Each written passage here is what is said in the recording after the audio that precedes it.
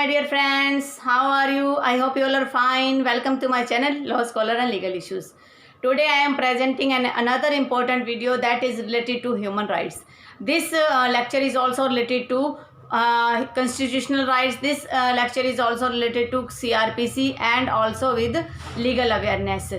आज का जो मेरा ये टॉपिक है, ये जो ऐसा टॉपिक है जो आजकल न्यूज़ में भी काफ़ी ज़्यादा चल रहा है. ये न्यूज़ में क्यों चल रहा है, किस वजह से चल रहा है, क्या इसके कारण हैं और पुलिस इसके अंदर क्या कर रही है और कोर्ट इसमें क्या भूमिका निभा रही है, इसके बारे में क्या गाइडलाइंस हैं और ये सारा डिटेल हम जो है डिस्कस करेंगे. तो आज का हमारा इम्पोर्टेंट टॉपिक है custodial violence. Let's start. Custodial violence होता क्या है, ये न्यूज़ में क्यों है? ये कस्टोडियल वायलेंस आजकल न्यूज़ में इसलिए है क्योंकि तमिलनाडु में कोरोना वायरस के जो लॉकडाउन की जो गाइडलाइंस थी उनके दौरान पिता और पुत्र ने, बाप बेटे ने जो है कोई दुकान खोली और उस दुकान खोलने के बाद पुलिस वालों ने क्या किया, पुलिस वालों ने उनको पकड़ लिया. पकड़ने के बाद उनको कस्टडी में रखा. कस्टडी में उनके साथ मार पिटाई की गई जिसकी वजह से है उन दोनों की डेथ हो गई. और ये जो उन दोनों की डेथ है ये पूरे के पूरे देश में एंगर, गुस्सा फैला रहा है, गुस्सा बढ़ा चुका है. इस मामले में 5 ऐसे पुलिसमैन थे जो शामिल थे, उन सबको कस्टोडियल डेथ के लिए जो है गिरफ्तार कर लिया गया. और जो इस अरेस्ट जो हुआ ये हुआ कोर्ट के रूल से कि जब तक ऑटोप्सी रिपोर्ट, जब तक इनकी फाइनल पोस्टमार्टम रिपोर्ट या इससे रिलेटेड जो भी रिपोर्ट्स हैं जब तक वो नहीं आ जाएगी तब तक जो है उनको जो है वहीं अरेस्ट करके रखा जाएगा, कस्टडी में रखा जाएगा. और ये भी पता चल जाएगा कि इन दोनों की डेथ में किनका जो टॉर्चर के द्वारा यानी कि मार पिटाई के द्वारा जब इनकी डेथ हुई है तो इनमें कौन कौन शामिल है. इन मामले में क्या था कि एक लेडी पुलिस ऑफिसर थी जिसने आई विटनेस किया, गवाही दी थी, आंखों देखी हाल की, तो उसको भी कोर्ट ने ऑर्डर दिया है कि उसकी भी जो सुरक्षा है वो बढ़ा दी जाए. क्योंकि ये तो आप भी जानते हो कि एक पुलिस कर्मचारियों ने जो ये काम किया उसके बाद एक लेडी जो पुलिस ऑफिसर है जो वह गवाह बनी है तो उसके ऊपर प्रेशर भी आएगा, उसको जान का खतरा भी रहेगा, इसलिए उसको भी सुरक्षा देने की बात कही है. आओ अब समझते हैं कि कस्टोडियल वायलेंस होता क्या है. नॉर्मली सेंस में क्या होता है कि जो कस्टोडियल वायलेंस होता है, कोई भी ऐसा वायलेंस, कोई भी मार पिटाई, कोई भी किसी प्रकार का टॉर्चर करना अगर वो पुलिस की कस्टडी में हुआ या जुडिशल कस्टडी. पुलिस कस्टडी क्या होता है, जब पुलिस अपने पास थाने, चौकी या हवाला जहाँ कहीं भी उसको रखती है, अपने पास रखती है इंटेरोगेशन के लिए, पूछताछ के लिए. जुडिशल कस्टडी वो होती है जब पुलिस किसी भी व्यक्ति को जो है वो कोर्ट में पेश कर दे और कोर्ट जो है 14 दिन तक जेल जाने के लिए उसे भेज देती है, तो वो जुडिशली जो कस्टडी बोला जाता है. जज की तरफ से कानूनी जो है एक हिरासत बोली जाती है. होती तो पुलिस कस्टडी भी कानूनी है लेकिन वो जज के द्वारा, ऑर्डर के द्वारा जो कस्टडी होती है उसे जुडिशल कस्टडी कहते हैं. और जुडिशल कस्टडी के अंदर अगर किसी के साथ किसी की डेथ हो जाती है, रेप होता है, टॉर्चर होता है या कोई और भी किसी प्रकार की वायलेंस है, वो सारी चीज़ क्या है कस्टोडियल वायलेंस में काउंट होती है. ऐसा नहीं है कि कस्टोडियल वायलेंस का मैटर अभी उठा है. आज से तकरीबन 7-8 महीने पहले जब हैदराबाद में जो गैंगरेप की बात हुई थी, जो एक वेटरनरी जो डॉक्टर थी उसको जला दिया गया था, उस मामले में भी 5 दोषी थे, 4 या 5 दोषी थे. उनको जब पुलिस वालों ने अपनी कस्टडी में लेके और फिर उनका एनकाउंटर किया था तो उस टाइम ये बात उठी कि एनकाउंटर हो गया, जबकि वो उनकी कस्टडी में थे. तो उनके खिलाफ भी, वो जो पुलिस ऑफिसर्स थे उनके खिलाफ भी जांच के जो है आदेश दिए जा चुके हैं क्योंकि वो भी कस्टोडियल वायलेंस ही था. वो उनकी कस्टडी में थे तो वो कैसे भाग सकते थे. देखो पूरा देश उस टाइम खुश हुआ था कि चलो अच्छा हुआ, लेकिन ये तरीका गलत है. उस टाइम जब पूरा देश खुश हुआ तो उसके बाद पुलिस वालों ने क्या करा, अब जैसे ये 2 व्यक्तियों की डेथ हुई है तो ये तो किसी रेप के विक्टिम नहीं थे लेकिन इनके साथ भी ऐसा अभद्र व्यवहार हुआ और उसके बाद इनकी मौत हो गई. तो पुलिस वालों को जब छूट मिलेगी तो फिर कस्टोडियल वायलेंस के जो चांसेस हैं वो ज़्यादा बढ़ जाते हैं. तो क्या क्या प्रोविज़न जो हैं बनाए गए हैं कि जिससे जो कस्टोडियल वायलेंस है वो जो कम हो सके. Resort to torture to extract confession. Confession का मतलब है बयान रिकॉर्ड करने के दौरान, कन्फेशन होता है किसी के द्वारा खुद का बयान कि उसने क्राइम किया है, या उस मामलों में अगर डेथ, रेप, टॉर्चर से बचने के लिए कुछ एक प्रोविजंस हैं जैसे सेक्शन 330, 331 और 348 जो स्पेशली बताता है आईपीसी का कि अगर पुलिस जो है रिजॉर्ट करती है, टॉर्चर करती है किसी से कन्फेशन लेने के लिए, तो उनके खिलाफ कार्रवाई होगी। सेक्शन 25 और 26 ये बताता है कि अगर पुलिस कस्टडी में और पुलिस ऑफिसर के पास अगर किसी का बयान दर्ज होगा तो उस बयान को कोर्ट में नहीं माना जाएगा, उसकी कोई वैल्यू नहीं होगी। सेक्शन 76 सीआरपीसी का भी यही कहता है कि अरेस्ट के रिगार्डिंग जो है उसके बाद कस्टडी में उनसे कैसा व्यवहार किया जाएगा। सेक्शन 29 पुलिस एक्ट भी ऐसे ही कुछ रिफॉर्म्स की बात करता है। कितने ही रिफॉर्म्स बना दिए जाएं, लेकिन जब तक पुलिस जो है अपना ये प्रेशर नहीं, अपना जो एक अथॉरिटी जो कह रहे हैं कि पॉजिटिविटी के साथ अगर ये एक्ट नहीं करेगी तो ऐसी वारदातें होती रहेंगी। कॉन्स्टिट्यूशनल प्रोविजंस क्या कहते हैं कॉन्स्टिट्यूशनल वायलेंस के बारे में? जो आर्टिकल 21 है उसमें काफ़ी लैंडमार्क केसेज आए, उसके बाद सुप्रीम कोर्ट के जैसे जैसे डिसीजन आते गए तो ये जो कस्टोडियल वायलेंस है उसके अगेंस्ट जो प्रोटेक्शन दी गई थी टॉर्चर के खिलाफ, तो काफ़ी ऐसे केस थे।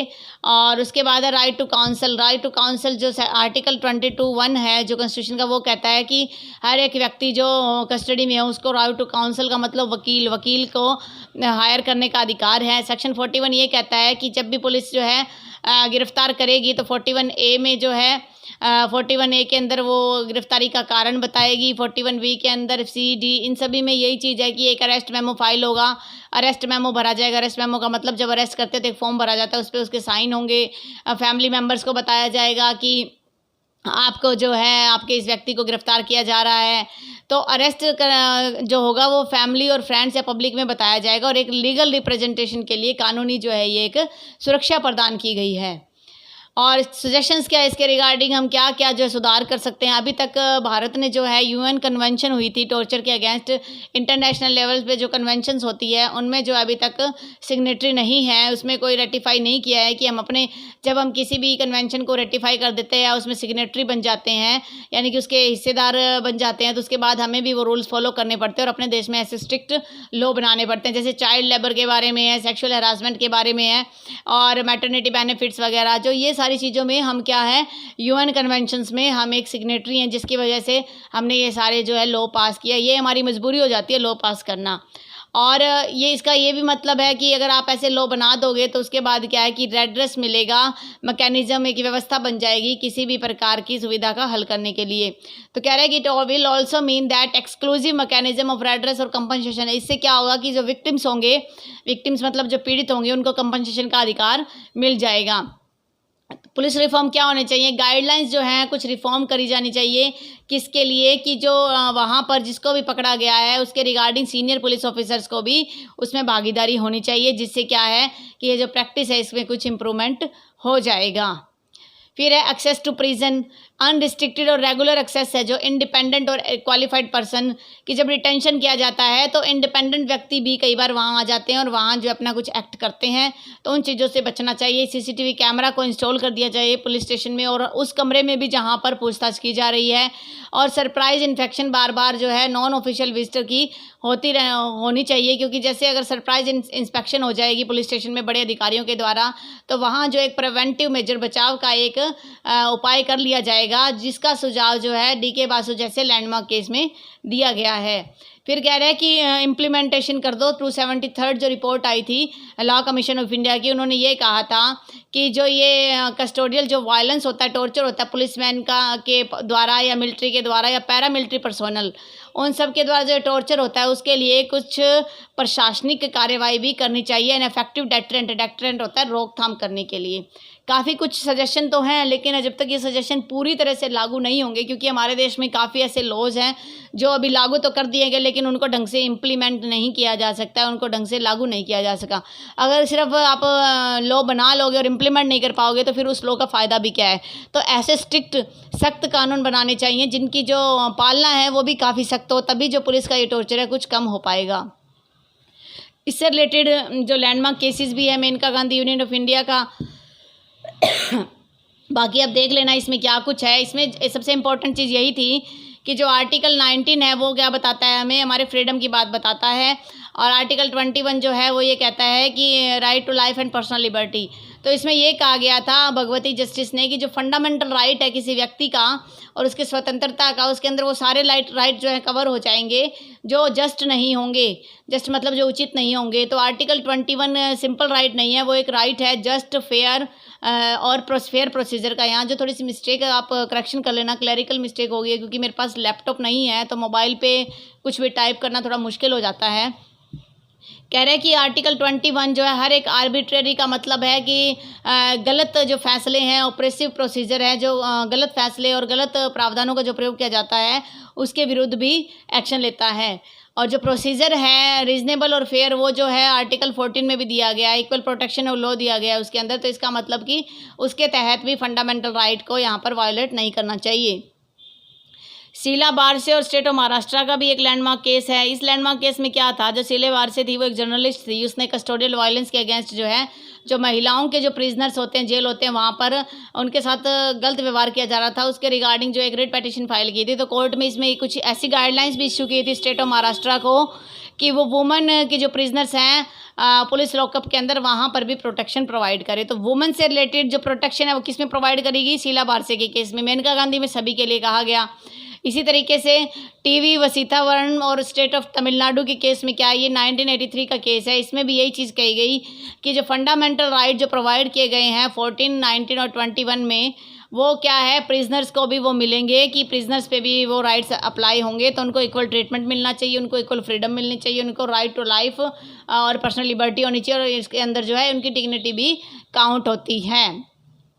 डीके बासु के केस में कस्टडी के रिगार्डिंग काफ़ी कुछ बताया गया, जिसके बाद जो है कुछ अपने सीआरपीसी के अंदर प्रोविज़न भी ऐड हुए हैं 41(8) बी सी 2 ये डी जो है ये इन जोगिंदर कुमार का भी एक केस था और एक डीके बासु, इन दोनों केसेस की वजह से ही काफ़ी जो हमारे एक्ट में इम्प्लीमेंटेशन हुई है, लेकिन प्रॉपरली वो अभी तक भी पूरी तरह से गाइडलाइंस जो है पूरी फॉलो नहीं हो पाती, लेकिन लॉ बना दिए गए हैं, धीरे धीरे उनको इम्प्लीमेंट भी किया जा सकेगा।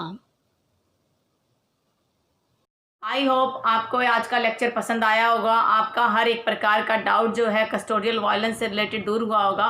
फिर भी किसी प्रकार का अगर आपके पास डाउट हो तो आप मुझे कमेंट बॉक्स में लिख के उस डाउट को क्लियर कर सकते हैं, या व्हाट्सएप पर आप डायरेक्ट मैसेज करके भी क्लियर कर सकते हैं। अगर आपको ये मेरा वीडियो पसंद आया तो आप लाइक कीजिए, अगर आप मेरे चैनल पर नए हो तो सब्सक्राइब कीजिए और अपने सारे फ्रेंड्स में शेयर कीजिए, जिससे ये लीगल अवेयरनेस की जो बात है, ये जो नॉलेज है, ये उन तक भी पहुँच सके।